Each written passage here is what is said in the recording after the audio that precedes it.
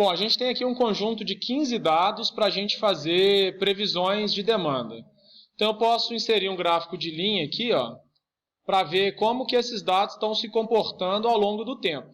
E o que eu vejo aqui é uma combinação de 3 comportamentos.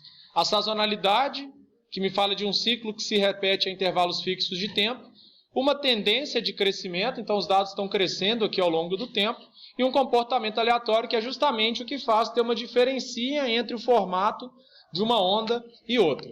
Então a gente vai aplicar uma técnica de previsão para séries temporais que tem tendência e sazonalidade.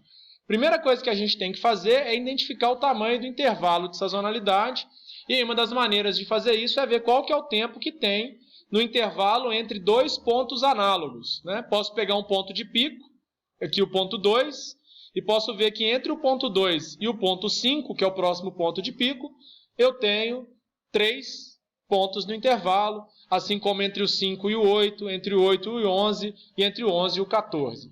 Poderíamos também pegar um ponto de mínimo, eu tenho aqui o ponto 1, o comportamento se repete no 4º ponto, no 7º, no 10º e no 13º. Então, com isso eu entendo que o intervalo de sazonalidade é 3. Então, se o intervalo de sazonalidade é 3, eu vou calcular a média centrada móvel para o intervalo 3 e eu posso calcular a partir do segundo ponto. Eu vou pedir para ele fazer um arredondamento aqui, para não dar muita diferença, mas eu faço a média desses 3 dados. Ok? Vou trabalhar com 2 casas decimais. Então, eu faço isso aqui.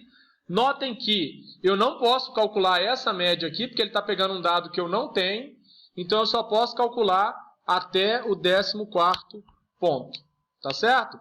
Uma vez que a gente calculou as médias centradas móveis, a gente pode calcular os índices sazonais individuais. E aí, esses índices sazonais eles serão dados pela divisão da demanda histórica pela média centrada móvel. Eu faço isso daqui. Também vou escolher aqui trabalhar com 2 casas decimais, para a gente não ficar acumulando muitas diferenças aqui na conta que a gente fez no quadro. Então eu acho esses valores aqui, e depois eu vou calcular o índice sazonal de intervalo, que vai ser a média dos índices sazonais individuais dos pontos análogos. Ou seja, o que é correspondente aqui ao segundo ponto é igual à média desse cara aqui, com esse, com esse, com esse e com esse, que são justamente os pontos análogos. Tá? Depois, a do segundo ponto aqui no meu intervalo vai ser a média desse ponto, 3 pontos à frente, mais 3 à frente, mais 3 à frente. E o outro, também vou trabalhar aqui com 2 casas decimais. Tem essa função de arredondamento aqui do Excel, eu coloco quantas casas eu quero.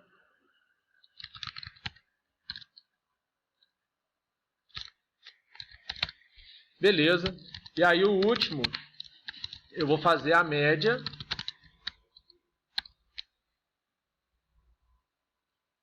desse ponto, 3 para frente,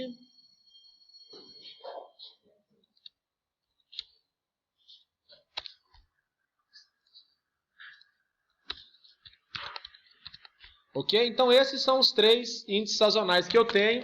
Eles vão se repetir aqui, de 3 em 3.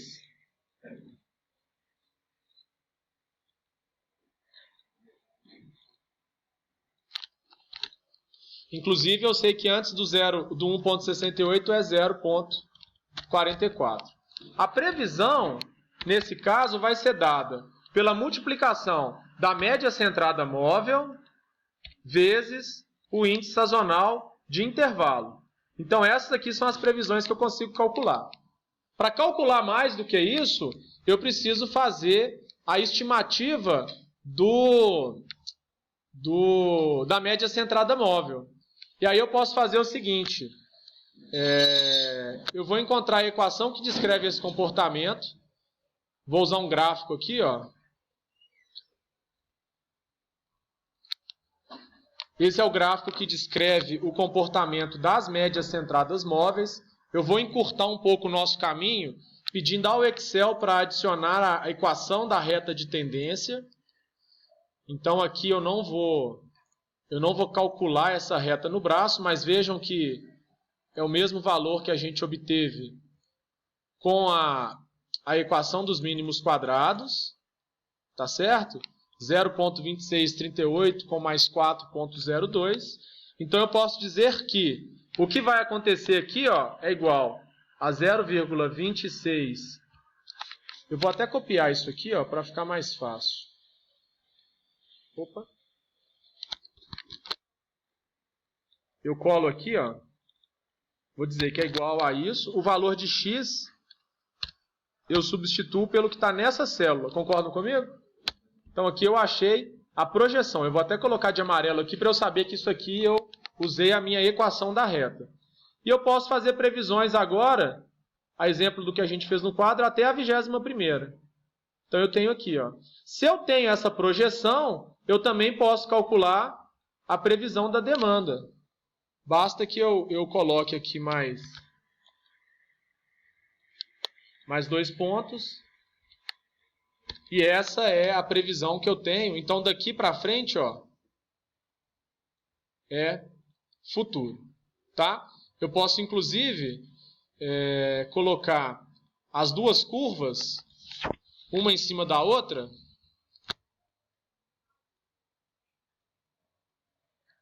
E aí eu vejo, ó, em alaranjado a previsão, em azul a demanda histórica, e eu vejo onde está a pequena diferença.